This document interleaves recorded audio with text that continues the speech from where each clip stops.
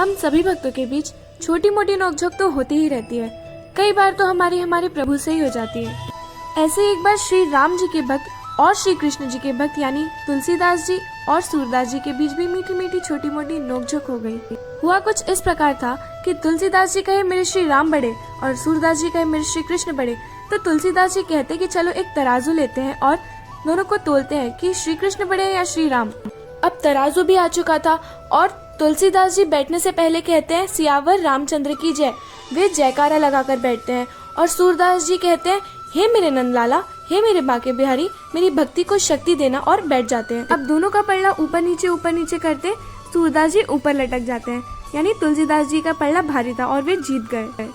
तो सूरदास जी बहुत गुस्से में, बहुत क्रोधित अपने बांके बिहारी से और अपनी झोपड़ी में मायूस चेहरा लेकर बैठ गए। अब हमारे बांके बिहारी जी सूरदास जी को मनाते हुए कहते कि इतना क्रोध बाबा, खाना भी नहीं खाओगे?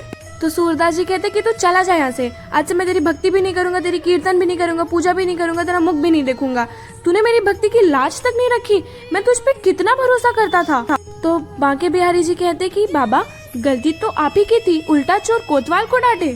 तुलसीदास जी ने तराजू में बैठने से पहले क्या कहा था?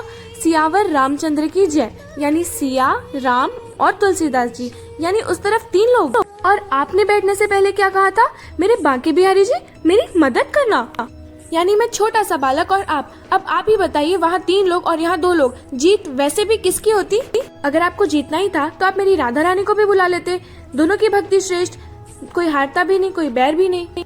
ये सुनकर तो सूरदास जी बड़े खुश है और वो आधी रात को तुलसीदास जी के पास जाकर कहते हैं तुलसी अब मैं रेडी हूँ इस कंपटीशन के लिए, अब तू आ, अब मैं बताता हूँ कि किसकी भक्ति श्रेष्ठ है।